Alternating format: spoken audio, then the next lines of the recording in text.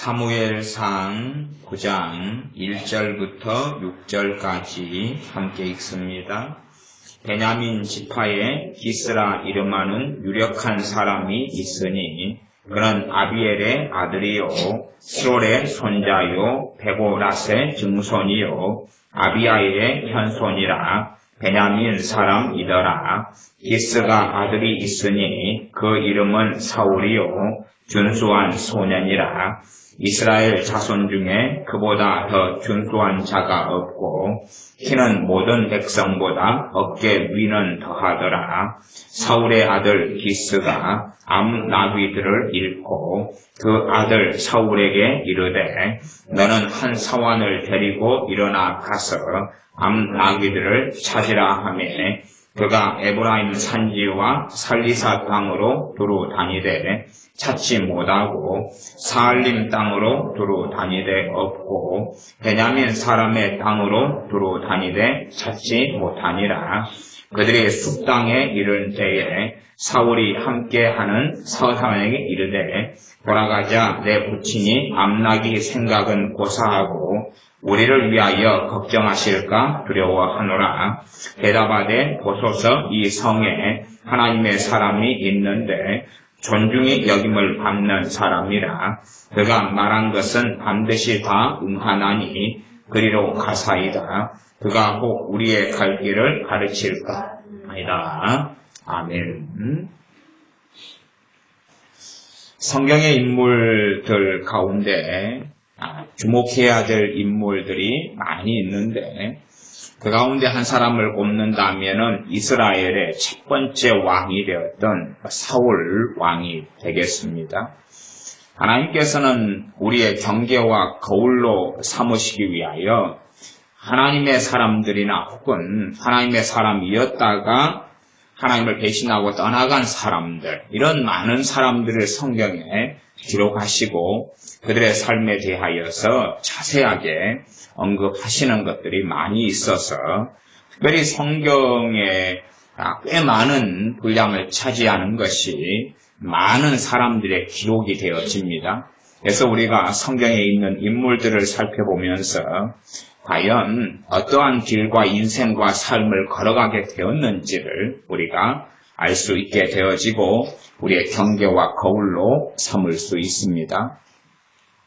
우리가 현 시대에 계속 눈을 맞추고 살아가다 보면 우리는 앞으로 하나님 앞에 설 날, 다시 말하면 우리 인생의 종말과 종국이 찾아온다는 것은 기억하지 못한 채 지나놓고 보면은 세월이 참 선살같이 지나온 것을 경험하지만 그러나 우리가 영원히 살 것처럼 천년 만년 살 것처럼 혹은 당장 우리가 많은 세월을 살아봤으나 앞으로도 더 많은 어마어마한 세월이 남아있을 것처럼 착각하는 경우가 아주 많이 있습니다.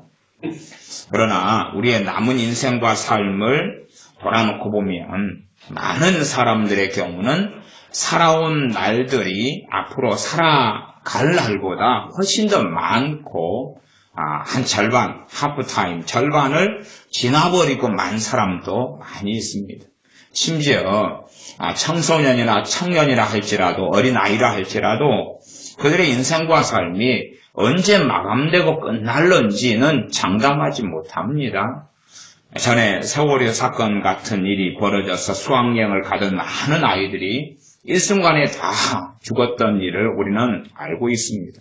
그런 것처럼 우리의 사람들의 인생과 삶이 언제 하나님께 가게 될런지 태어나는 날은 순서가 있는 것처럼 보이지만 그러나 하나님 앞에 설 날이나 갈 날은 결코 순서도 없고 그래서 우리의 삶을 하나님 앞에 설 날을 기억하고 알면서 삶을 다시금 돌아보고 앞으로 살아갈 날을 생각해보고 현재를 또한 살아가야 마땅합니다. 그것 때문에 우리는 자주 한 사람의 인생에 대하여 고찰하고 살펴보는 것이 필요합니다. 성경 인물들에 대하여 그가 어떻게 살았고 어떤 유종의 미를 거두었거나 어떻게 출발은 잘하고 중간까지 잘 뛰었으나 그러나 그의 종말과 마지막이 하나님과는 전혀 거리가 먼 채 유감스럽게 자살로 인생을 마치거나 지옥으로 떨어지는 그런 경우들을 많이 살펴보면서 우리가 우리의 삶을 어떻게 살아야 할까? 우리의 삶을 어떻게 걸어가야 될까?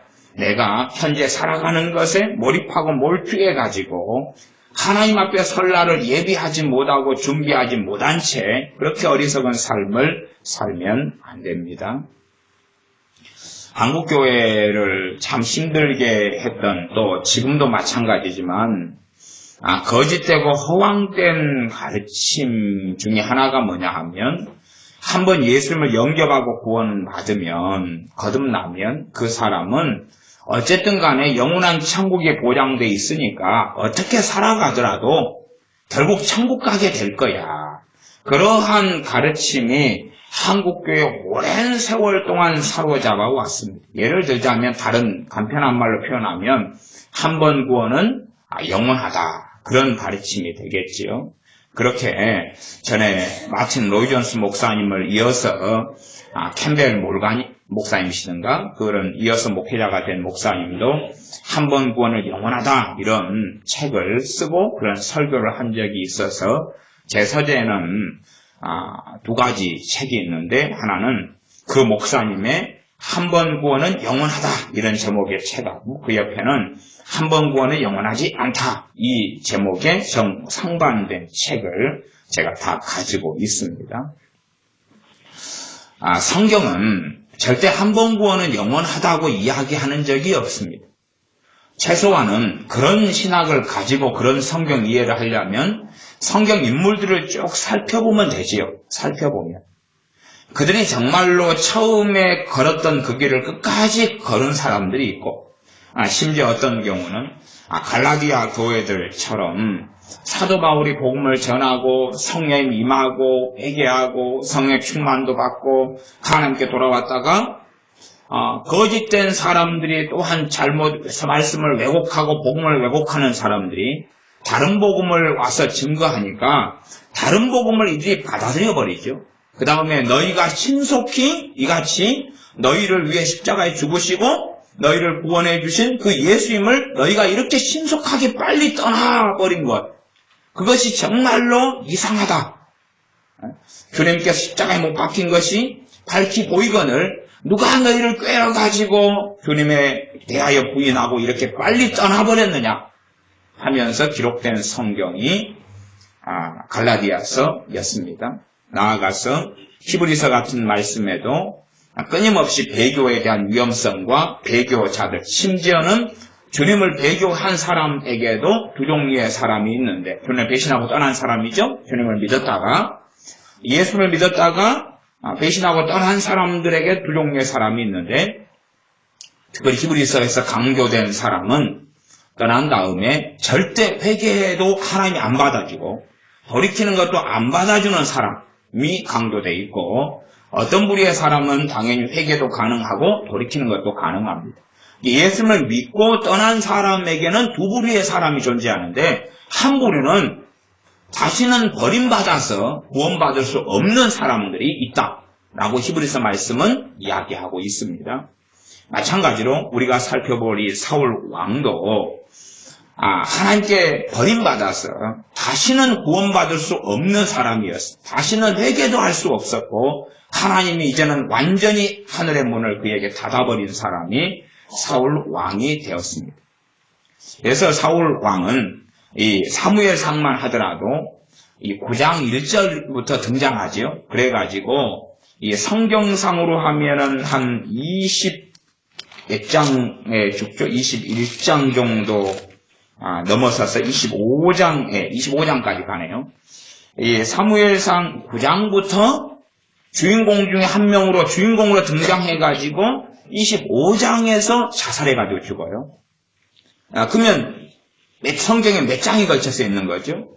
25장에 나와 있으니까 17장이죠. 물론 이것 말고도 다른 성경에서 사울 왕에 대한 언급들을 많이 하는 것을 우리는 알고 있어요. 그러니까 성경에서 이 사무엘상만 해도 17장에 걸쳐서 계속하여 나오는 인물이라면 하나님께서는 굉장히 중요시 여기는 인물이고 이 사울이라는 인물을 통하여서 우리에게 명백하게 보여주시고 말씀하시는 메시지가 아주 강력하다는 것을 알 수가 있다는 사실입니다. 지혜로운 사람들은 많은 사람의 인생과 삶을 살펴보고 교훈으로 삼습니다. 지혜로운 사람들은 역사를 살펴보고 교훈으로 삼습니다. 그러나 어리석은 사람들은 교훈으로 삼기보다는 헛된 망상과 망령에 젖어서 살아가는 경우가 많습니다. 사울이라는 사람은 정말 특별한 사람입니다. 어떤 특별함이 있냐 그러면 외향적으로 외모적으로나 가문적으로 해도 사무엘상 9장 1절에 보면 베냐민 지파의 기스라 이름하는 유력한 사람이 있으니 그 기스라는 아주 유력한 사람 말하자면 집안적으로 가문적으로 힘이 있고 권력이 있고 재산이 있고 재력이 있고 파워가 있는 집안이다 그 말이. 그 집안 가운데 기스라는 사람이 아주 유명하고 힘이 있고 돈도 있고 재산도 있는 사람이다. 그 사람은 베냐민 사람인데 2절에 그 기스한테 아들이 있다. 지금식으로 이야기하면 재벌 아들이 되겠죠. 재벌까지는 안 될지 몰라도 어쨌든 가난뱅이나 알려지지 않은 사람이 아니라 누구 집안, 누구 가문, 그 다음에 기스 그러면은 누군지 알 만한 사람이다 그 말이. 왜? 존경받는 사람, 힘 있는 사람, 재산을 가진 사람 이런 유력한 사람이다 라고 성경에 기록되어 있기 때문에 그렇습니다. 그 사람한테 아들이 있는데 그 아들 이름이 사울이라는 거예요. 그러니까 집안이 좋죠. 집안이 좋은 사람은 교육도 잘 받죠. 그 다음에 많은 혜택을 누리고 살죠. 우리가 고아로 살아가지고 쓰레기통을 뒤져먹고 산다면 그러면서 바른 품성과 바른 인격을 갖추는 것은 쉽습니까? 어렵습니까? 어려워요. 어려워. 가난하고 천덕꾸러기고 돈이 없고 그러면 돈이 없다. 돈이 없어도 된다가 아니라 꼭 필요하다면 먹을 것을 사 먹기 위해 꼭 필요하다면 장발장 같은 인생이 나오지 않겠느냐 그 말이에요. 먹고 살기 위해서는 빵을 훔칠 수밖에 없겠지요. 그러니 사실은 먹고 살만한 집안, 교육도 시켜주는 집안, 거기에서 선비들이 나오는 거고 거기에서 존경받을 만한 사람이 나오는 것입니다.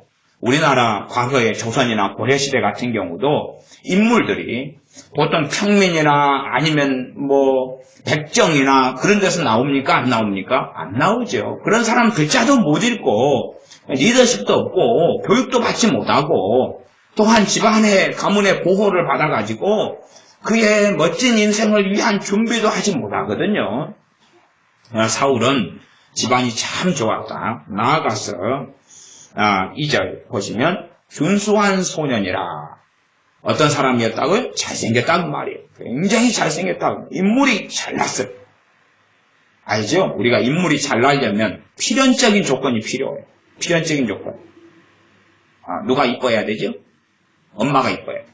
그러면 그 시절에 엄마가 이쁘려면 아빠가 뭐가 있어야 돼? 돈 있고 권력이 있어야 되지. 그래서 왕들은 다 이쁜 여자를 고르죠.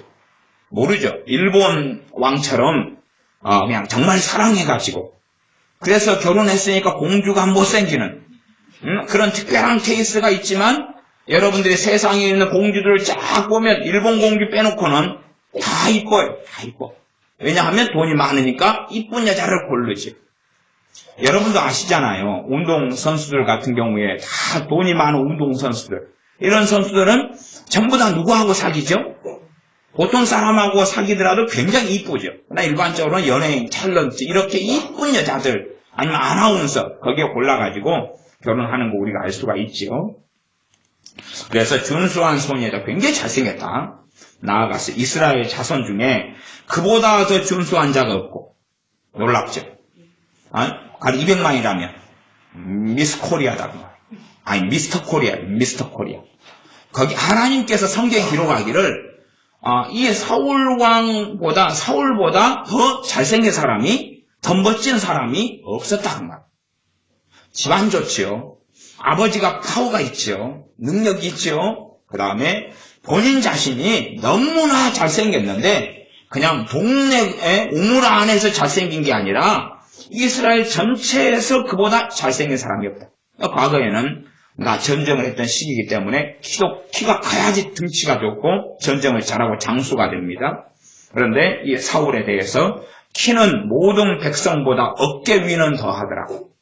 이게 모든 백성보다 어깨 위니까 머리 하나는 기본적으로 더 크다 그 말이에요. 기준은 남자지. 남자들보다 평균이 머리가 더 큰데 그냥 최홍만 씨 같이 굉장히 키가 큰데 우리가 보기에 최고로 잘생겼고 멋있다 이렇게는 안 보이잖아요. 근데 사울은 청년 사울은 최고로 잘생기고 준수했다. 키도 머리 하나는 더 컸는데 그런데 보니까 너무나 그것이 잘났다 그 말이에요. 너무나 멋지고 잘났다. 이런 이 사울에게 3절 사울의 아비 기스가 암나귀들을 잃고 그 아들 사울에게 이르되 너는 한 사환을 데리고 일어나 가서 암나귀들을 찾으라 하매 그러니까 사울의 아버지 기스가 암나귀들을 몇 마리인지 몰라도 과거에 아마 동물과 짐승은 굉장히 비쌌고 중요했겠죠. 유력한 사람이라 할지라도 잃어버린 다음에 자신의 아들에게 사환을 한 명 데리고 갔어. 그러니까 사환을 붙일 정도면 종들이 굉장히 많은 그러한 큰 집안이죠. 암나귀 한 마리가 아니라 얼마인지는 몰라도 여러 마리를 잃어버린 것입니다.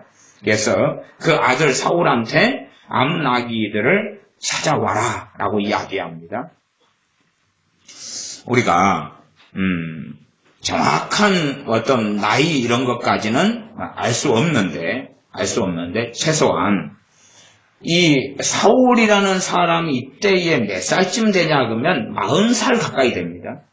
그러니까 사울이라는 사람이 왕이 되었을 때가 40살이에요. 왕이 됐을 때. 지금 이 사건을 통해서 이 사람은 왕으로 등극합니다. 물론 왕으로 모든 이스라엘 지파의 동의를 얻어서 왕으로 세워질 때는 이제 성경상으로 몇 장이 더 지나야 됩니다. 전쟁도 거치고 하면서. 그러나 40살의 왕이 돼가지고 언제 전쟁터에서 자살해서 인생을 마치냐 그러면 80살에 마칩니다. 그러니까 40년간 왕 노릇을 해요. 40년 왕 노릇하고 그 다음에 40년 왕 노릇해서 자살이 끝난 다음에 도망자였던 다윗이 유다로 돌아와요. 그 다음에 그가 왕으로 세워집니다. 유다와 베냐민 지파 가운데 왕으로 세워지죠. 유다에서 세워져가지고 그가 왕으로 세워질 때 다윗의 나이가 30살입니다. 그래서 다윗도 40년간 왕 노릇을 합니다.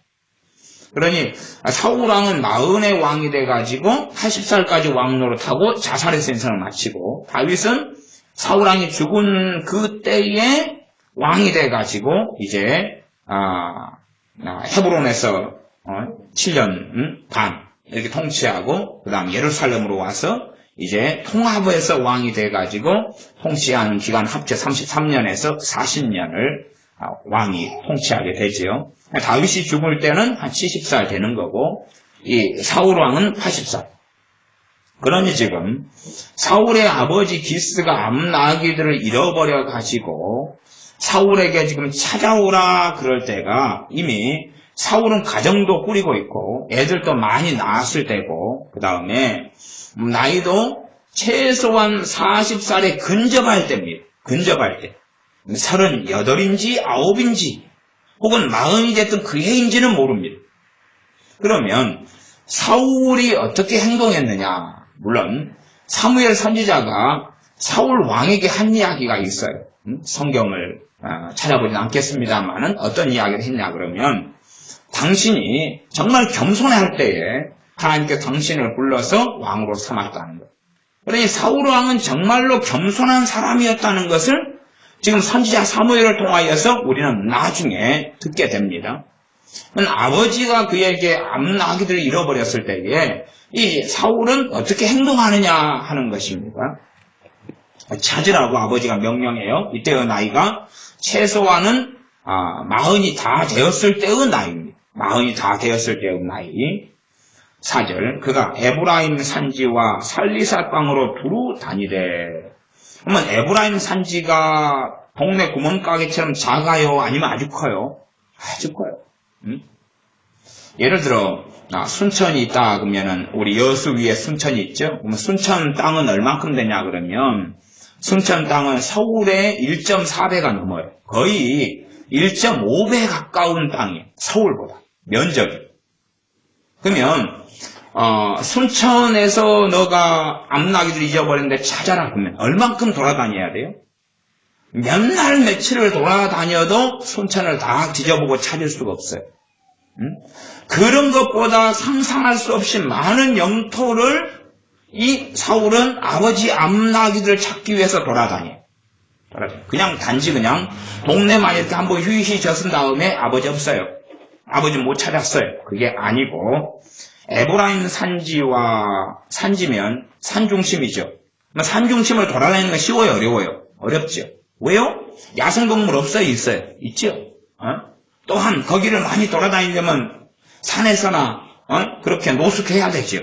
그런 것을 사원 하나 데리고 그 길을 걸어가는데 에브라임 산지, 그 다음 살리사 땅으로 두루 다녔다. 안 찾아본 데 없이 샅샅이 훑었다 그 말이고 나아가서 찾지 못해서 살림 땅으로 두루 다니되 없고 베냐민 사람의 땅으로 두루 다니되 찾지 못하니라. 이게 한두 군데 뒤진 게 아니에요. 그냥 말하자면 좁은 동네 한 개의 동을 뒤진 그런 이야기를 하고 있는 게 아니에요. 최소한은 한 개 시 이상 되는 영토와 땅을 뒤지고 거기 없으니 그 다음 뒤지고 거기 없으니 그 다음 뒤지는 길을 계속 걸어갔어요. 어지간하면 쉽게 포기해버릴 것 아니에요. 포기해버리고 그가 돌아갈 수도 있겠죠. 그러니까 포기하지 않고 돌아가지 않았으니까 마침내 그의 사환의 입에서 놀라운 이야기가 나와요. 포기하고 돌아가 버렸으면 사환의 입에서 놀라운 이야기가 나옵니까 안 나옵니까? 이게 놀라운 거예요. 삶과 인생은 운명론적이지 않다 그랬지요. 결코 운명론적이지 않아요. 하나님께서는 사울 왕을 선택하시지만 말하자면 신학적으로는 창세전에 선택하셨다 그런 이야기 할 수도 있을지 몰라도 성경상 그렇게 말씀하지 않아요. 선택한 때를 이야기한다면 사울이 사무엘 선지자에게 찾아와서 그때에 하나님께서 기름 부으라고 말씀하시는 거예요. 찾아오지 않았다면 지금 하나님께서 선지자 사무엘에게 너가 나가서 청년 사울을 찾아내라 그런 게 아니에요. 그런 게 아니라 청년 사울이 사무엘 선지자에게 찾아온 거예요. 그것도 어떤 사건을 통해 찾아오냐 그러면 아버지 암나기들을 잃어버려 가지고 그래서 그 암나기들을 찾으려고 선지자에게 물어왔다는 사실이에요. 9장 5절입니다. 그들이 숲땅에 이른 때에 사울이 함께 하는 사환에게 이르되 돌아가자. 내 부친이 암나기 생각은 고사하고 우리를 위하여 걱정하실까 두려워하노라. 어떤 사람입니까? 정말 효자지. 정말 효자예요. 암나기들을 정말로 많이 찾았는데 너무 많은 시일이 흘렀어요. 너무 많이 철두철미하게 뒤지면서. 그리고 이제 돌아가는 이유가 어이구 아버지는 이런 것을 나한테 시켜가지고 얼마나 내가 고생했고 기분 나쁘고 열받는데 씩씩거리고 돌아가고 그런 자세가 아니라 못 찾았는데 돌아갈 수밖에 없는 이유는 암나기들 걱정보다 아들 걱정을 사환인 너하고 내 걱정을 아버지가 더 하실까봐 이게 걱정되니까 일단은 돌아가야 되겠다 그렇게 이야기해요. 그래 정말로 이 사울이라는 청년이 하나님께 택함을 받은 이유를 우리가 알 수 있어요. 그는 참으로 순종적인 사람이고 그죠? 아버지가 지금 나이가 적은 나이가 아니잖아요. 적은 나이 아니에요. 왕으로 지금 선택받을 때 왕이 된 때가 40살이니까 지금 그것이 다 되었을 때예요. 세상을 알 만큼 알고 결혼해서 가정 생활도 꾸리고 살아가는 사람이고 그런 사람인데 아버지가 명령하면 그러면 이 사울은 나이가 먹을 만큼 먹었는데 자기 일이 있어요 없어요? 있죠? 자기 일이 있을 거예요. 아버지 같은 경우는 아마 이 기스라는 아버지가 사울이 한 40살까지 됐으니까 아버지는 그래도 환갑이 넘었거나 그러시겠죠. 나이가 드신 분들이 점점점 과거나 소유에 더 집착하는 그런 경우도 있지요. 아버지가 그렇게 명령할 때에 자기 일을 다 내버려 두고 아버지의 명령을 수행했는데 정말로 더 철두철미하게 오랜 세월을 그 길을 걸어갔다는 거예요. 물론 제가 세월이라는 단어까지 쓰니까 좀 오버한 감은 있습니다만은 최소한은 몇 날 며칠은 훨씬 넘어섰다는 이야기입니다. 그래서 이제 우리가 돌아가자 그럽니다. 우리 6절 대답하되 사환이 대답하는 거죠. 보소서 이 성에 하나님의 사람이 있는데 존중이 여김을 받는 사람이라 그가 말한 것은 반드시 다 응하나니 그리로 가사이다. 이때가 선지자 사무엘이 아주 늙었을 때입니다. 늙어서 하나님께 가려고 이제 그런 여정 속에, 물론 이때 이후로도 더 오래 살긴 하지만은 성경이 이때에 사무엘을 아주 늙었다라고 표현하고 말씀을 할 때입니다. 지금 이스라엘 상황은 어떤 상황이냐 그러면 이스라엘 백성들이 다른 민족과 다른 나라에서는 나라의 왕정제도를 갖추고 왕이 생겨나고 왕을 통해 강력한 군대가 생겨나는 걸 보면서 그 나라가 이방 나라들이 평안한 것을 경험하죠. 그러면서 우리에게 왕을 세워달라 그럽니다. 실제적으로 하나님의 통치를 받기보다는 왕을 통해서 자신의 인생과 삶을 평안하게 하기를 이스라엘 백성은 원합니다. 이때 사울 왕이 첫 번째 왕으로 선택받아서 이제는 왕정국가로 이스라엘이 바뀌어집니다. 그러면 그때부터 무서운 점은 뭐냐 하면 이스라엘 백성이 왕을 하나님께 요구하고 왕을 세운 것은 본질적으로 하나님이 지명하여 주었어요. 가장 멋지고 가장 똑똑하고 가장 겸손하고 가장 잘난 사람으로 그 이스라엘 가운데 최고 잘난 사람으로 골라가 주셨어요. 최고 잘난 사람. 그러니 이스라엘 왕 노릇할 때 실패율이 최고 없겠죠. 최고 잘못되기가 어렵겠죠. 상대적으로 최고 똑똑하고 최고 잘나고 최고 유능한 사람. 그것도 내가 왕 노릇 하려고 그래도 뭐가 있어야 됩니까? 나에 대한 지지 기반이 있어야 돼. 나에 대한 지지 기반이. 그래서 정치하는 사람들이 어느 당에 소속되어 가지고 간프라도 쓰려고 애를 쓰는 것은 거기에서 지지 기반을 만들어내려고 그러는 거죠. 마찬가지로 사울도 지지 기반이 필요한데 아버지 집안이 또 아버지가 충분한 지지 기반이 될 만한 그러한 사람이 되어집니다. 이때에 이제 이스라엘의 사울 왕을 세우게 됩니다. 결국은 백성들이 하나님께 요구해가지고 세워지죠. 그 다음에는 이제 이스라엘은 왕과 함께 연대 책임을 져야 됩니다.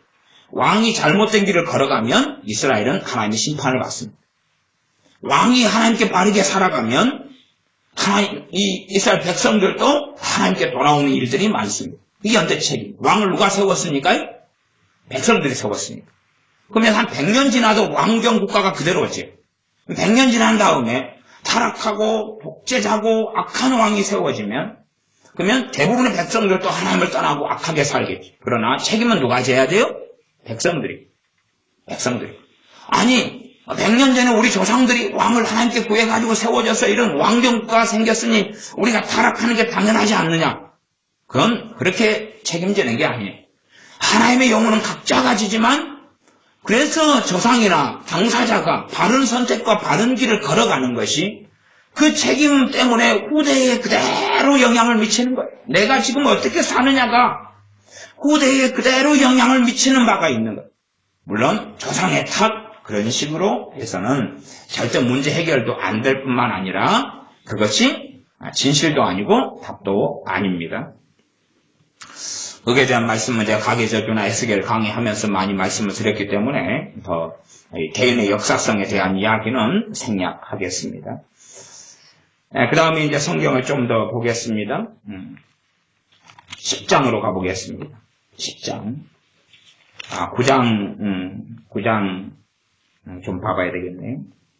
9장 15절. 9장 15절 제가 읽습니다. 사울이 오기 전날에 여호와께서 사무엘에게 알게 하여 가라사대 그 전날에 내일 이맘때에 내가 베냐민 땅에서 한 사람을 너에게 보내리니 너는 그에게 기름을 부어 내 백성 이스라엘의 지도자를 삼으라. 그러면은 사울의 아버지 기스의 암나기를 잃어버린 것이 누구의 손길이었다는 이야기입니까? 하나님의 손길이고, 나아가서 어느 때가 되어져 가지고 이 사울이 데리고 있던 사환이 선지자 사무엘의 이야기를 한 것도 누구의 손길입니까? 하나님의 손길이에요. 그러나 사울이나 사환도 심지어 아버지도 그게 하나님의 손길이었다는 것을 전혀 모르기가 쉽겠죠. 많은 사람 인생과 삶 속에 하나님은 신비롭게 관여하십니다. 사람을 조종하고 지배하시는 것하고는 달라.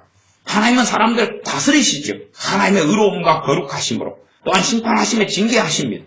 사람이 알지 못하는 신비로운 방법들을 사용하시고 그럼에도 하나님은 항상 의롭고 거룩하십니다. 그래서 많은 사람들은 자신의 악함과 자신의 잘못된 선택과 자신이 잘못된 길을 걸어가는 책임을 하나님께 전가하고 떠넘기기를 아주 좋아하지만 그것이 결국에는 자신의 완악함과 악함으로 발견되어질 겁니다. 16절 내가 이맘때에 내가 베냐민 땅에서 한 사람을 내게 보내리니 너는 그에게 기름을 부어 내 백성 이스라엘의 지도자를 삼으라.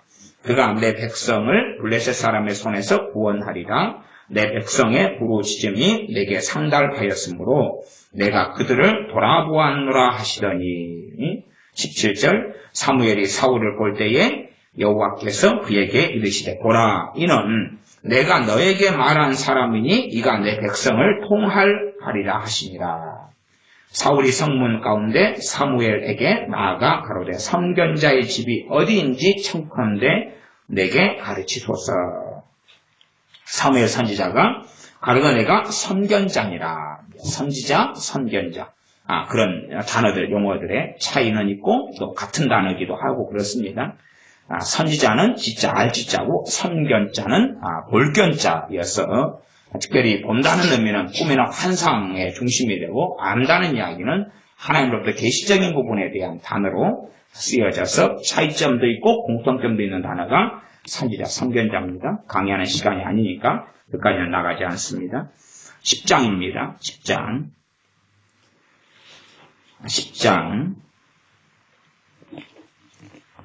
5절을 읽습니다. 5절부터입니다.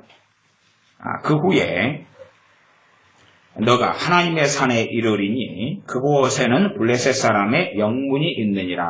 너가 그리로 가서 그 성읍으로 들어갈 때에 선지자의 무리가 산당에서부터 비파와 소고와 저와 수금을 앞세우고 애언하며 내려오는 것을 만날 것이요 내게는 여호와의 신이 크게 임하리니 너도 그들과 함께 애언을 하고 변하여 새 사람이 되리라. 이 징조가 내게 임하거든 너는 기회를 따라 행하라. 하나님이 너와 함께 하시느니라. 너는 나보다 앞서 길갈로 내려가라. 내가 너에게로 내려가서 번제 화목제를 드리리니 내가 내게 가서 너의 행할 것을 가르칠 때까지 7일을 기다리라. 너가 선지자의 무리와 함께 만나가지고 거기에서 애언하고 그 다음에 여호와의 신 성령님이 임하시고 변화의 새 사람이 된다. 그는 애언하는 애언자의 반열 속에 들면서 놀라운 애언을 선지자들과 함께 모여서 하는 체험을 합니다. 물론 우리가 그런 체험 속에 안 들어가고 그런 걸 경험하지 않는데 그러나 하나님께서 특별하게 사울 왕에게 그러한 체험을 하게 하시는 특별한 이유가 있겠죠. 그런 이유가 있을 겁니다. 어쨌든 사울 왕은 이런 의미에서 최소한 하나님의 특별한 은혜를 또한 받는다는 것입니다. 나아가서 그는 변하여 새 사람이 됩니다. 그래 안 해도 잘생긴 사람, 그래 안 해도 똑똑한 사람, 그래 안 해도 효자 같은 사람. 그래서 우리가 성경에 하나님이 역사하시는 원리의 기본적인 것은 알아야 됩니다. 어떤 원리겠습니까? 하나님께서는 정말로 은혜 베풀 자에게 은혜를 베푸신다는 사실, 은혜 베풀 자에게 베푸시는 것. 사울 왕이 결국에는 80이 돼서 자살해서 전쟁터에서 죽고 비참하게 인생이 끝났지만 누구보다도 더 하나님의 큰 은혜와 사랑을 많이 누렸던 사람. 그러면 사울 왕 때 사울 왕의 통치를 받던 많은 사람들이 악하게 됐고 하나님을 떠났어요. 왜? 사울왕부터가 이 악신에 들리는 사람이 되었고 마귀에 충만한 사람이 되었고 그러니 그를 따르는 신하들이 바른 길을 걷겠어요? 못 걷겠어요? 예를 들어서 다윗을 쫓아서 죽이려는 근데 다윗이 도망갔고 다윗을 이 제사장이 아히멜렉 제사장이 도와요. 돕는데 그걸 도왔다고 해서 이 아히멜렉 제사장과 아히멜렉 가족을 전부 다 죽여요. 물론 거기에서 아들 하나가 살아서 도망하죠. 그리고 나아가서 그 높 땅에 있는 제사장을 85명을 다 죽여버려요. 나아가 높 땅에 있는 사람들을 다 죽여버려요. 그리고 심지어는 거기에 있는 짐승들까지도 전부 다 죽여버려요. 그럼 그걸 다 죽이려면 한 사람이 죽일 수 있어요? 없어요? 없지요. 한 사람. 근데 그 밑에 있어서 정말 완악해지고 악해져 가는 거죠.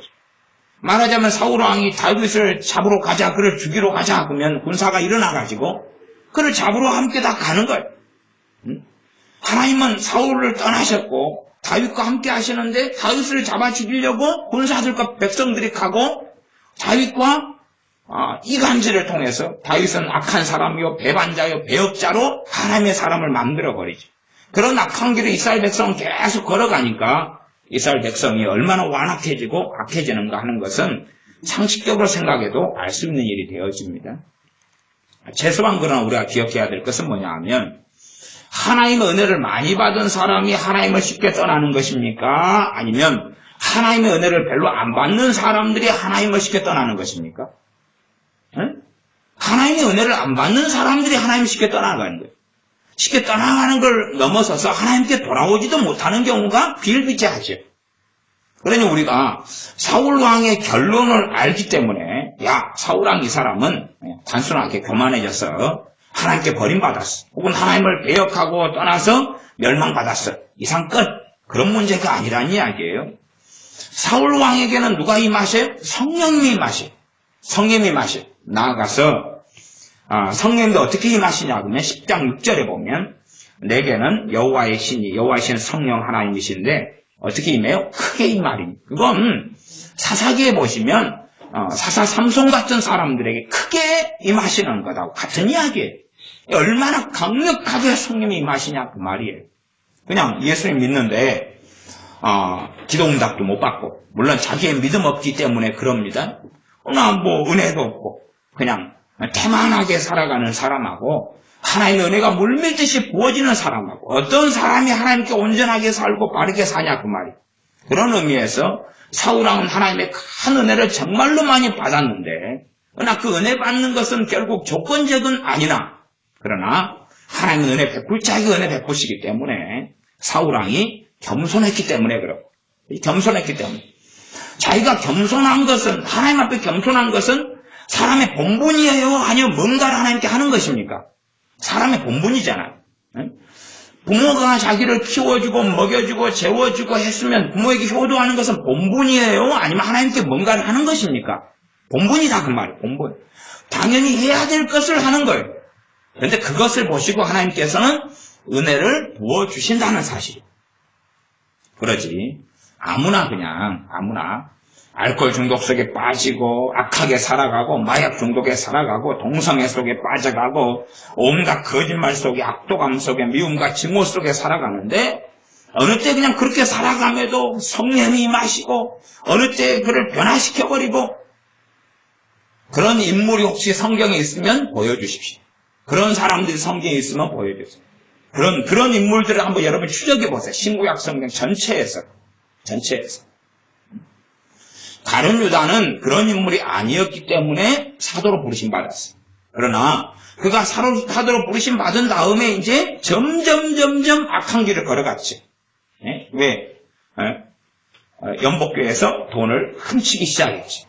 돈을 사랑하고 악한 길을 계속하여 걸어가서 결국은 주님에 대하여 제사장에게 가서 대제사장에 가서 주님을 팔겠다. 그렇게 해서 모의를 했죠.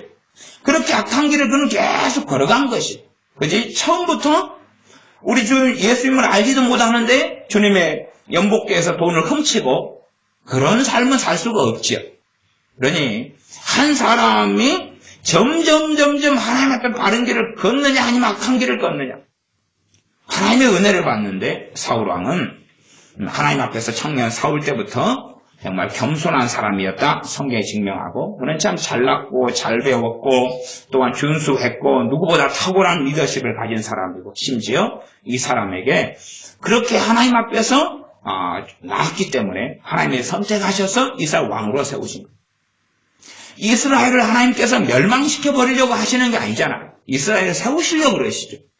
이스라엘 백성들이 하나님 앞에 살려고 하시니까, 그렇게 하기를 원하시니까 하나님께서 이스라엘 왕으로서 어떤 사람을 세우셔야 돼요? 정말로 바르고 똑바른 사람을 세워야 돼요. 그리고 그 정도도 충분하지 않기 때문에 성경은 10장 6절 같이 내게는 여호와의 신이 크게 임하리니 너도 그들과 함께 애언을 하고 변하여 새 사람이 되리라. 그를 새 사람으로까지 만들어줘요. 그가 온전하지 않으니까, 그가 부족한 점이 많으니까, 문제가 많으니까 10장 9절에 가면 그가 사무엘에게서 떠나려고 몸을 돌이킬 때에 하나님이 새 마음을 주셨고 그날 그 징조도 다 응하니라.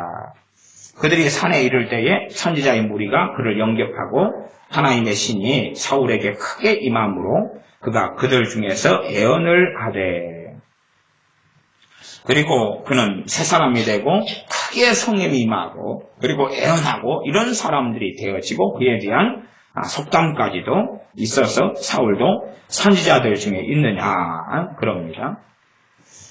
그러함에 새 사람이 된 사람, 새 사람이 된 사람이니까 이제 하나님을 떠날 염려가 없네, 악하게 타락할 염려가 없네, 그런 길이 아니었죠. 그렇기 때문에 사울 왕이 우리의 거울이고 우리의 모델이라는 사실, 그는 성령이 크게 임한 사람이고 누구보다 겸손했던 사람이고 또한 효자고, 그리고 성령이 크게 임하여서 새 사람이 된 사람, 그런 정도의 사람도 주님을 배신하고 떠날 수 있었는데 하물며 그렇지 않은 우리들이야 말해서 무엇하겠느냐 그 말이에요.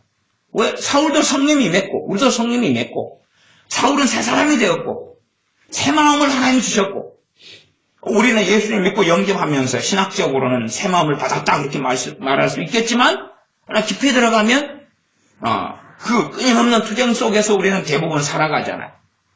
그러니까 사울 왕에게 이스라엘의 지도자가 되어져서 왕이 되어져 왕의 역할을 수행하기 위하여 하나님께서 정말로 특별한 은혜들을 많이 베풀어 주시고 부어주신 것입니다. 그렇게 해서 이제 왕이 되어지는 여정을 걸어갑니다. 11장 같은 경우는 11장 6절, 11장에는 암몬족 속과의 전쟁이 나옵니다.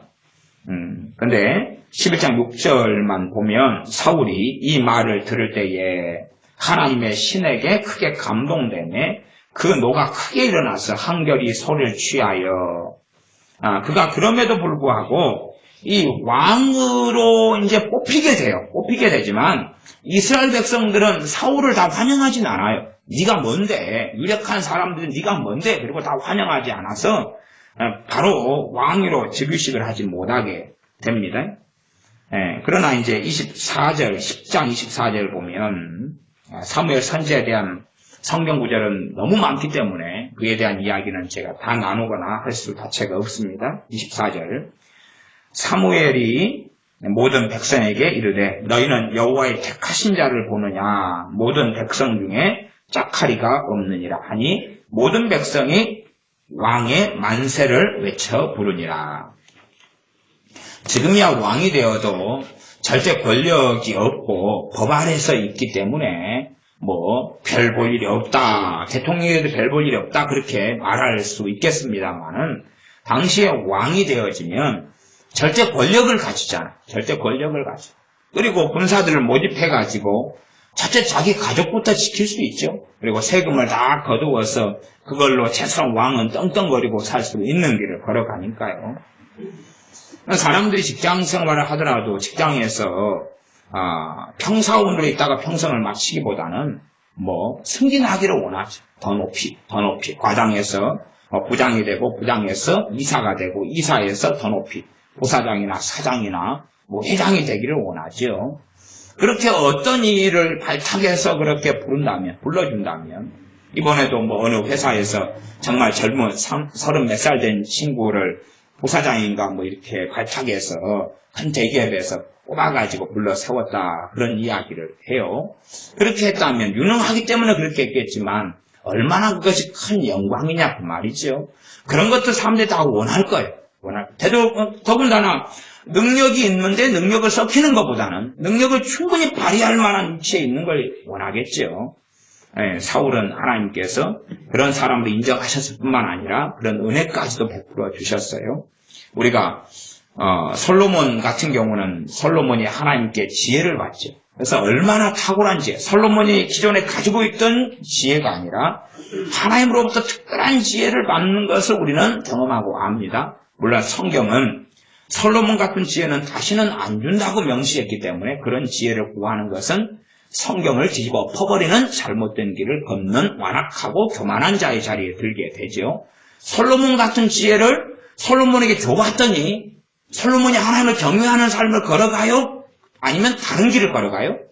다른 길, 우상을 숭배하는 다른 길을 걸어가요. 하나님께서는 솔로몬이 이제 솔로몬 같은 지혜를 받는 길을 누가 막아버린 거예요? 솔로몬이 막아버린 거예요. 왜? 자기가 증명해버린 거죠. 받아봐야 더 악하고 완악하다는 것을 증명한 거죠. 그것하고 다르게 어쨌든 다른 양상이지만 사울 왕에게도 특별한 은혜를 주신 것을 압니다. 그래서 모든 백성이 왕의 만세를 외쳐 부르니라. 그러나 백성은 그렇게 하지만은 많은 사람들이 권력자가 있어요. 힘을 가진 사람도 있어요. 유력한 사람들이 많이 있어요. 그런 사람들은 자기가 그 왕의 자리를 차지하기 원하거든요. 그래서 지가 뭔데 내가 지보다 잘났고 내가 이 사울보다 더 나아.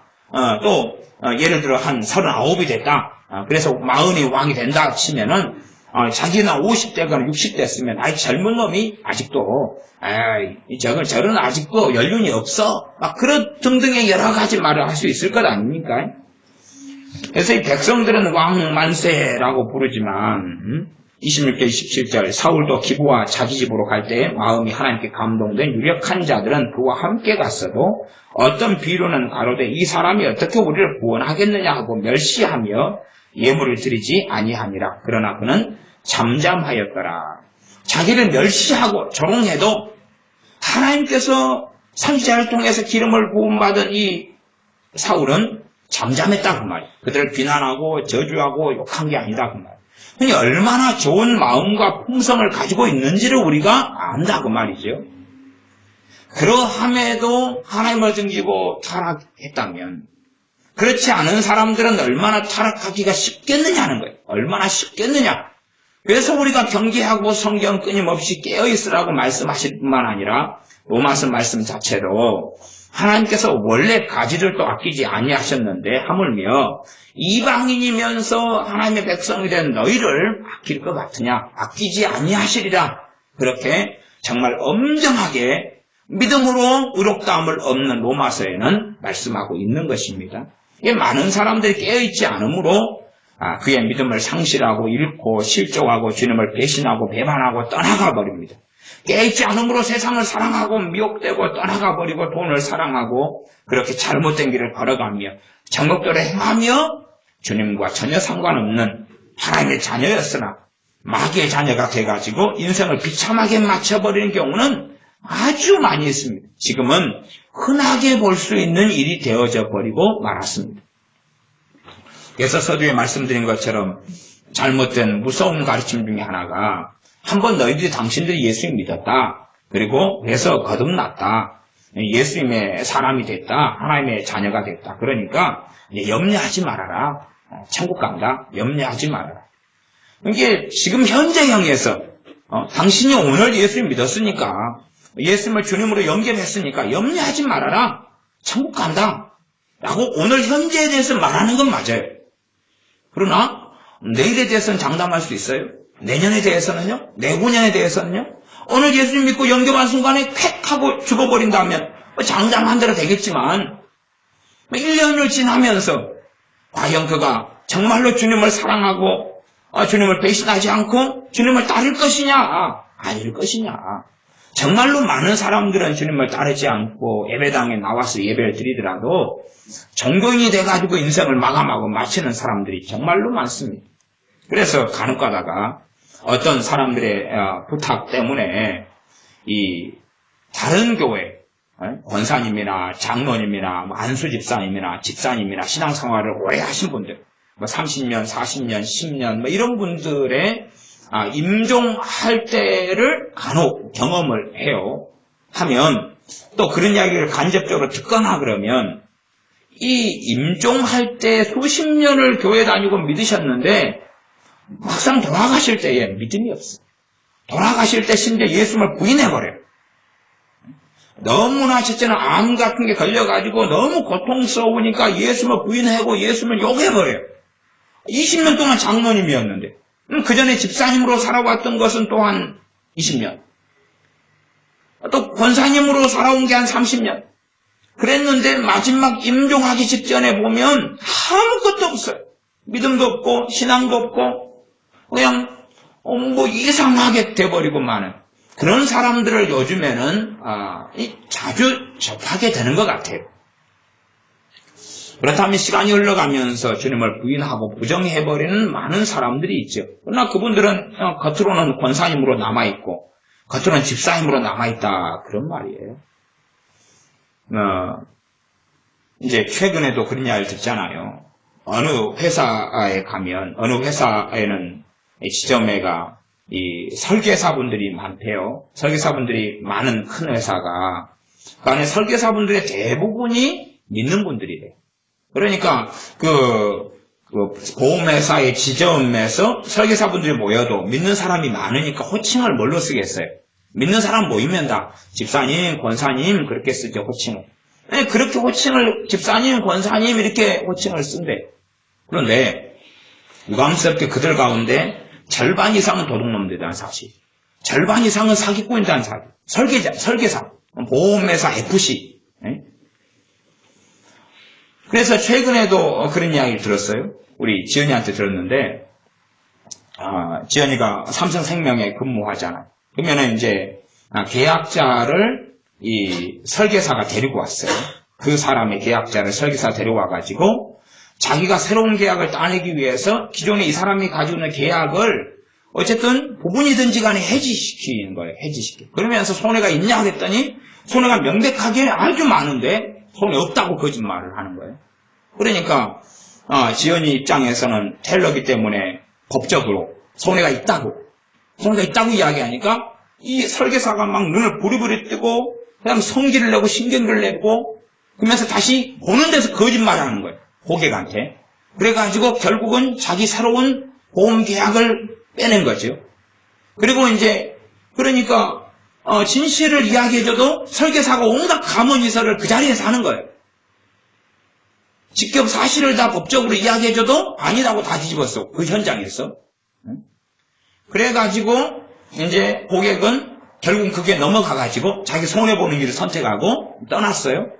고객을 이 설계사가 데리고 가가지고 떠난 다음에 그 다음 설계사가 다시 내려왔어요. 내려와가지고 이제 지연이한테 막 욕을 하는 거예요. 가만두지 않겠다. 네가 뭔데 내 계약을 방해하고 그렇게 하느냐. 아니 사실을 이 사람은 있는 자리에서 거짓말해가지고 왜곡을 했는데 그게 최근 일이에요. 그것도요. 근데 그래서 다음에 하면은 절대 가만두지 않겠다.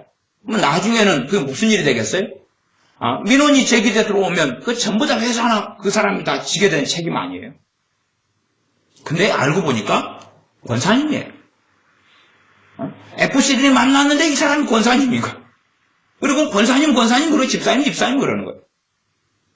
그런 사람들이 대다수가 모여가지고 자기들끼리 믿는다 그러는데 물론 다 큰 교회 다니죠.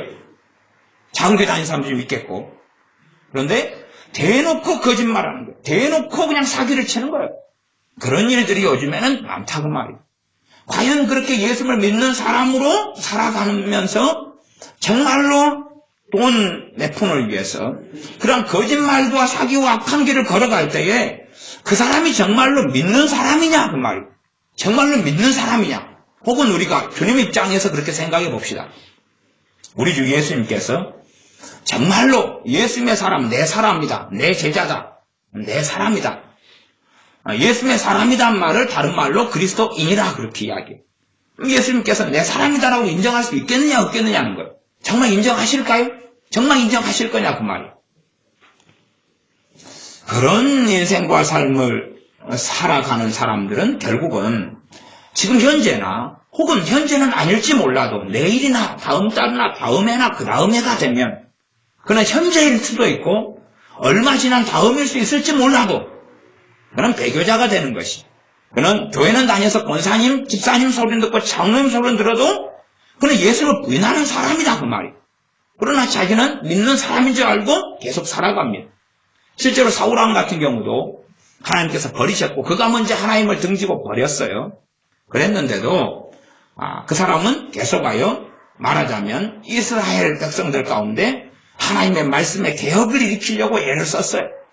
그래서 신접한 사람들이나 박수나 무당들을 쫓아내기도 했고 그랬어요. 물론 나중에는 거꾸로 이제 하나님의 말씀을 들을 수가 없으니까 하나님께 묻고 답을 드려야 되는데 그렇게 못하니까 신접한 사람은 무당을 찾아가가지고 이렇게 묻기도 하고 사무엘 선지자 좀 불러와라. 사무엘 선지자 진짜 돌아가셨는데 그렇게 하기도 했지요. 여기에서 이제 성령이 임하면서 11장에는 암몬 족속을 성령이 임해가지고 전쟁을 수행해서 승리하고 이깁니다. 그렇게 이긴 다음에 11장에는 왕으로 이제 제대로 옹립을 합니다. 14절, 15절 보면 14절, 15절 사무엘상이었습니다.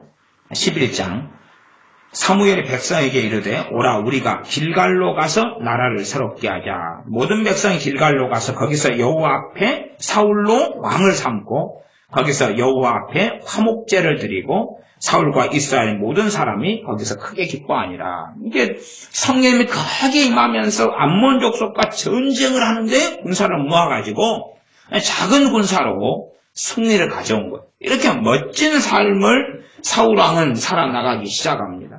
그러나 이제 조금 지나면 이 사울왕이 잘못된 길을 실상은 걸어가고 맙니다. 그래서 13장 정도 가면은 선지자 사무엘의 전쟁을 다시 블레셋과 이 전쟁을 수행하게 되는데 그때에 사무엘 선지자가 와서 하나님께 제사를 지내야 되는데 사무엘 선지자가 늦게 와요. 늦게 오니까 사무엘 선지자가 하나님께 제사 드리는 일을 대신해서 사울 왕이 자신 직접 해버리고 말아요. 우리 입장에서는 제사 좀 선지자 대신 하나님께 드린다 해서 특별한 잘못이 있겠느냐 그렇게 생각할 수 있잖아요. 요즘 관점에서는. 그러니까 많은 사람들이 이 윤리적으로 하나님을 믿으려고 그래요. 하나님을 믿는 건 윤리적으로 믿는 건 당연하지만 세상 윤리하고 성경 윤리는 전혀 틀려요. 하나님이 보시기에 죄로 보시는 관점하고 세상 사람이 죄로 보는 관점이 공통점이 있지만 차이점도 굉장히 많은 거예요. 차이점. 생각해 보세요. 하나님께서 자신의 아들을 이 땅에 보내셨어요. 자신의 아들. 그리고 그 아들을 우리 죄를 위하여 십자가에 죽게 하셨어요. 그런데 자신의 아들을 이 땅에 메시아로 그리스도로 구원자로 보내셨어요. 그러면 사람들이 예수님에 대하여 안 믿어요. 그러면 그게 죄가 없을까요? 죄가 아닐까요? 그러니까 사람들은 그런 건 예수님 안 믿는 것은 죄가 아니라고 하죠. 아니, 안 믿는 사람 만나보세요. 예수님 안 믿는 게 죄라고 그래요? 안 그래요? 상상을 안 치요. 너희들이 예수님 믿는 게 이상하다고 그러죠. 예수님 안 믿는 게 죄가 아니라고 그러는 거예요. 죄가 아니에요. 교회에 대해서 욕하는 것도 죄가 아니고 믿는 사람에 대해 욕하고 저주하는 것도 죄가 아닌 거예요. 그들의 입장에서는. 그러니 성경의 관점과 세상의 관점은 정말로 많이 달라요. 세상에 많은 사람들은 착각 속에서 나는 죄를 안 지었다, 의롭다, 올바르다 그렇게 살다가 막상 뚜껑을 까놓으면 영원한 하나님의 심판과 저주 속에 떨어져 있는 자신을 보게 될 수밖에 없어요. 사울왕 같은 경우도 사무엘 선지자 대신하여 제사를 지냈어요. 그러나 이건 심각한 죄였죠. 세상 관점에서는 죄가 아니게끔 얼마든지 볼 수 있다는 이야기죠. 나중에 아말렉 족속을 진멸하라는 하나님의 명령을 받아. 그러나 아말렉 족속을 진멸할 때에 아간왕을 살려두거나 혹은 짐승까지라도 다 진멸해야 되는데 좋은 것을 골라내요. 누구를 위해서요? 자기를 위해서. 그러나 합리화나 변명은 있어요. 하나님을 위해서 내가 놔뒀다 하는 것이. 그런 것부터 해서 결국은 하나님 앞에서 심각한 범죄들을 행해 나가죠. 우리 입장에서는 심각한 범죄같이 보이지 않을 수 있어요. 그러나 하나님 앞에서는 그렇지 않았다는 사실. 그리고 사울왕이 그런 심각한 범죄를 통하여서 무슨 일이 벌어지고 마냐 하면 사울왕이 하나님을 부인하고 하나님을 떠나게 되죠. 물론 사울왕 입장에서는 나는 하나님을 부인하지 않았다. 나는 하나님을 떠나지 않았다고 끊임없이 생각했고 그렇게 말했고 그렇게 살았어요. 문제는 그렇게 살았다고 말이에요. 그러나 하나님은 그를 이미 버려버렸고 더군다나 성령님을 걷어버리셨어요. 성령님이 떠나버리셨어요. 그에게. 그러니 사울왕이 사무엘 선지자 대신하여서 제사를 지낼 때에도 누가 그에게 임하여 계셨어요? 성령님이 그에게 임하여 계셨어요. 그에게 임하여 계셨어요. 나아가서 그가 아말렉 족속을 진멸하라는 명령을 듣고 아말렉 족속과 전쟁할 때도 누가 임하여 계셨어요? 성령님이 임하여 계셨어요. 또한 짐승들 가운데 좋은 것은 자기를 위해서 남기고 그리고 안 좋은 것만 다 죽여버릴 때도 누가 거기에 계셨어요? 성령님은 사울왕과 함께 계셨어요. 그리고 이제 얼마 지난 다음에 성령님이 떠나시고 악신, 더러운 악령이 그에게 들어오고 들리게 됩니다. 그리고 그는 비참하고 힘든 삶을 살아가죠. 좀 산수계산을 해보면 사울왕이 전쟁터에서 자살해서 죽었을 때 나이가 몇 살이겠죠? 80살이죠? 80살. 40살에 왕이 돼가지고 80살 때도 전쟁을 수행했어요. 그러면 80살 전쟁을 수행할 때도 이 사울왕은 요즘 시기에 할머니, 할아버지가 됐겠어요? 아니면 아주 건강하고 강건했겠어요? 강건했겠죠. 그러니까 전쟁을 수행하러 나가지요. 관절염 걸려가지고 지팡이 짚고 걷지도 못하는데 전쟁을 수행하러 나갔겠어요? 병거를 타고 갔겠어요? 안 그랬죠. 그러면 이제 사울왕이 80에 죽을 때가 다윗 나이가 30살이에요. 그러면 다윗이 아둘람 굴에 살기도 하고 광야에 도망다니기도 하고 그랬을 때가 이 블레셋 사람 골리앗하고 싸웠을 때가 다윗 나이가 15, 16밖에 안 돼요. 15, 16살. 그리고 도망자가 되었을 때가 일반적으로 한 16살 됩니다. 16살. 되게 젊죠. 그래가지고 한 14년 정도, 그렇게 제가 정확한 이제 다윗의 인생사에 대한 연도가 잘 생각이 안 납니다. 그래서 좀 틀릴 수도 있습니다. 그러나 청소년 때에 도망자가 돼요. 그리고 도망당. 그렇게 따지면은, 한 16살이라고 가정해 봅시다. 그러면 16살 때부터 도망자가 되고, 그 다음에 사울왕은 죽이려고 쫓아다녀요. 그러면 사울왕 나이는 80 빼기 14 해야 되겠죠. 왜? 16 더하기 14하면 30이 나오니까. 그러면 66살 때부터 그리고 그 이전. 그러니 사울왕이 멀쩡하게 하나님을 잘 섬겼던 나이는 꽤 됐다고 볼 수 있어요. 40살부터 왕노릇 해가지고. 나이가 충분히 들고 연륜도 생기고 하나님도 충분히 알 때에 그렇게 됐다는 이야기예요. 그리고 다윗 같은 사람도 실제로 사울 왕에게는 굉장히 큰 은인이죠. 어떤 은인입니까? 첫째는 사울 왕이 악신이 될 때마다 다윗이 와가지고 띠링띠링띠링 하고 수금을 켰나요? 비파를 켰나요? 그렇게 악기를 연주하니까 악신이 떠났지. 그렇게 또 악신이 들리면 또 이렇게 음악을 연주해 주니까 악신이 떠나고. 그러니 그렇게 도와준 사람이 다윗이고 나아가서 전쟁에서 계속 블레셋과 전쟁에 패배할 때에 다윗이 나아가서 골리앗을 무너뜨리고 그리고 전쟁에서 승리케 했던 사람. 말하자면 자기의 은인에 속한 사람이죠.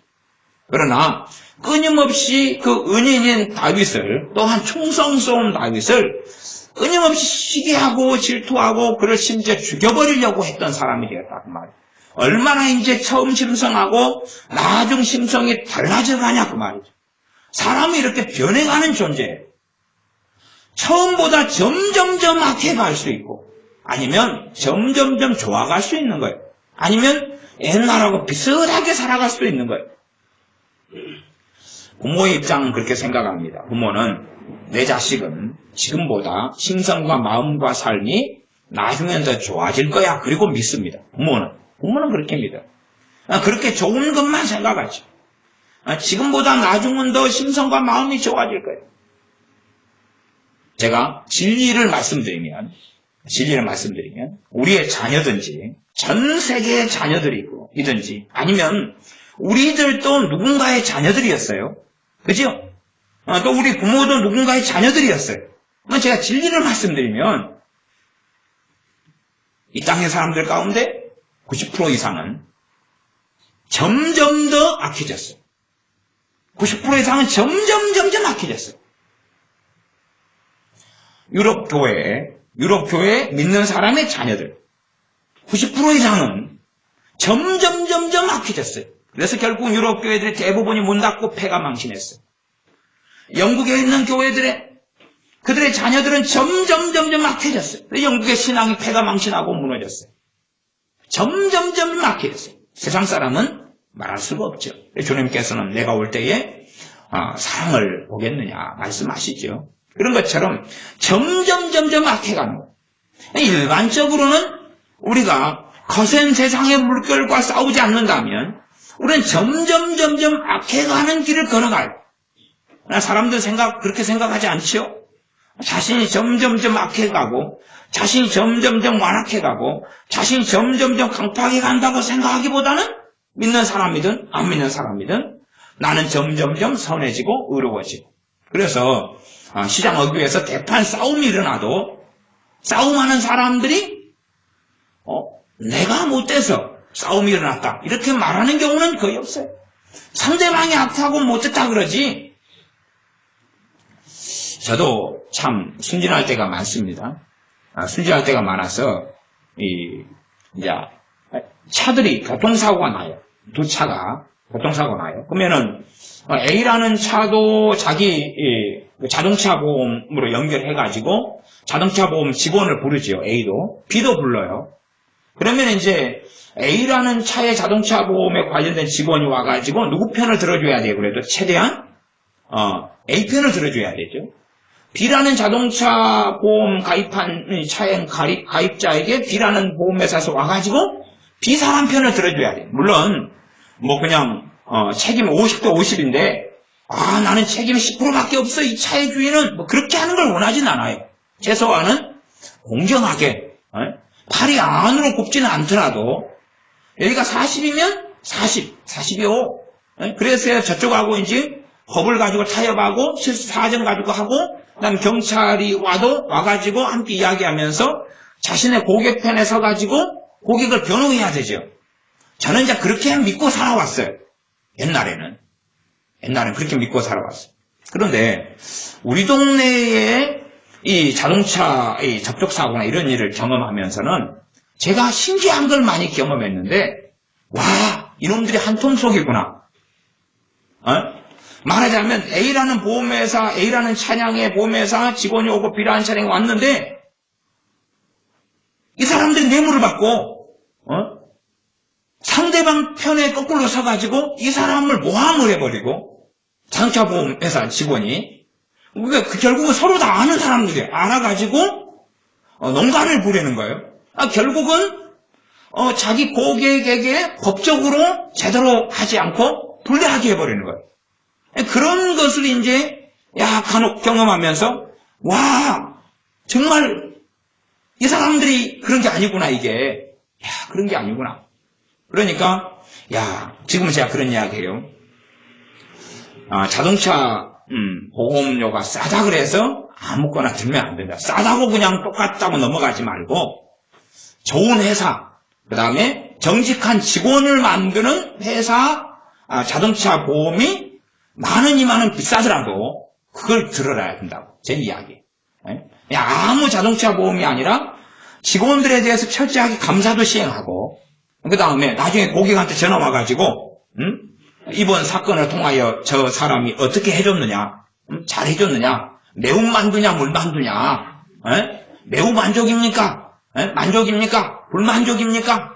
불만두를 잡수실라요? 잡섰습니까? 매운만두 잡섰습니까? 그렇게 해서 정확히 물어서 피드백이 있고, 그러면서 이제 정말 제가 이번에 어느 회사에 전화를 한 통화 했더니 그 회사에 상담하는 사람이 상담을 나름 잘해 주시더라고요. 그 다음에 다음날 되니까 전화가 왔어요. 그 회사에서. 그래가지고 어제 상담한 직원에 대해서 물만두를 주겠습니까? 매운만두를 주겠습니까? 불만두를 주겠습니까? 그래서 제가 아이고 다 매운만두입니다. 그래서 매우 만족. 그래가지고 그 상담 직원한테 저한테 이제 그거 전화가 왔더라고요. 며칠 전에. 그래서 참 사람들이 갈수록은 완악해져가지고 정말 정직한 자리에 있어야 될 것이 그렇지 않은 삶의 길을 걸어간 사람을 많이 보는 거예요. 그냥 그것이 생활화되고 일상화돼가지고 그런 길을 걸어갈 때가 아주 많습니다. 그러니 사울 왕이 그가 정말 새 사람이 되었어요. 그러니까 새 사람이 되었다는 것이 타락할 가능성이 없었다는 이야기도 아니고, 그러니까 끝까지 정말 하나님 앞에 아름답게 살아가는 보장을 받았다는 게 아니라 그 말이에요. 그러함에 우리의 삶 자체도 우리가 근신하고 깨어있지 않으면, 나아가서 정말로 하나님 앞에 깨어서 살지 않으면 사울왕같이 모든 조건이 좋고, 더군다나 하나님의 은혜가 있고 성령님이 강하게 임하여 계시고 하나님께서 성령 임하여 새 사람까지 만들어주시고, 그 다음 전쟁할 때 권능과 능력을 주시고 감동을 시켜주셔요. 그래서 앞에 아람 족수가 어디였어요? 암몬 족속과 전쟁했을 때도 성령이 임하셔가지고 전쟁을 수행하게 했을 정도로 은혜를 주셨던 이런 사람이라 할지라도 그의 마음을 강팍해 하고 악하게 하고 조급하게 하고 잘못된 길을 걸어가서 얼마든지 하나님 앞에 하나님을 등지고 떠나는 사람, 또한 하나님께서도 버려버리는 사람, 그리고 비참한 결과로서 그는 자신의 자존심을 세우면서 결국은 자살해 죽을 수밖에 없는 사람, 그런 사람이 되고 말았다는 사실입니다. 그러니 우리의 삶을 경계하고 근신하여서 아무리 큰 은혜를 내가 지금 현재 받았다 할지라도 내가 깨어있는 삶을 주님 앞에서 살지 아니하면 나중에는 전혀 다른 뚜껑을 열어봤더니 길이 나온다는 사실이어서 성경 뭐라고 말씀하냐면 선줄로 생각하는 자는 넘어질까 주의하라는 거예요. 아마 우리 입장에서는 선 사람은 누굽니까? 사울 왕이지. 사울 왕은 선 사람 아닙니까? 왜? 이스라엘 모든 사람 가운데 가장 잘난 사람, 가장 유능한 사람, 가장 똑똑한 사람, 가장 멋진 사람, 그리고 성령님이 놀랍게 임한 사람, 새 사람으로 하나님 만들어준 사람, 하나님이 직접 선택한 사람. 그러니 하나님께서 앞에는 그렇게 말씀하셨죠. 하나님께서 너와 함께 계시다. 그렇게 선지자 사무엘이 이야기했잖아요. 하나님이 너와 함께 계시다. 그렇게 말씀한 사람. 그렇게 말씀한 사람인데 나중에는 하나님을 등지고 떠나버리는 사람. 하나님이 함께 계셔서 이런 많은 결과들에 대하여 내가 했노라? 그런 길을 걸어갔고 나아가서 정말 하나님을 경외하고 기다리면서 결정하고 움직여야 되는데 자신의 마음, 자신의 혈기, 자신의 정욕, 자신의 조급함, 자신의 생각, 자신의 지혜를 따라서 잘못된 길을 걸어간 사람이 사울 왕이 되어서 영원한 멸망 속에 영원한 지옥 속에 들어간 사람이 되고 말았습니다. 기도하겠습니다. 아버지 하나님, 유력한 아버지 밑에 유력한 가문의 사람으로 잘난 사람, 멋진 사람, 더군다나 하나님이 선택한 이스라엘의 초대 왕으로 선택받아서 놀랍게 성령님께서 임하시며 나아가 새 사람까지 만들어준 그 은혜의 사람이 청년 사울이었고 사울 왕이 되어서 40살에 이스라엘의 첫 번째 왕으로 부름받고 택장함을 입어서 그 길을 걸어가다가 유감스럽게 그의 마음이 강팍해져 가고 하나님께 범죄하며 배역하는 길을 걸어가면서 결국은 하나님을 등져버렸으며 성령이 떠나버렸으며 악신이 들려버린 사람, 또한 많은 제사장들 85명이 넘는 제사장들을 죽인 사람, 한 마을 사람들 다 죽여버린 사람, 그럴 정도로 악한 사람이 되고 말았습니다. 그러므로 우리가 두렵고 떨림으로 구원을 이루는 걸 배우게 하시며 하나님 앞에 서서 살아갈 때에 내가 하나님 앞에 서서 살아가는 삶,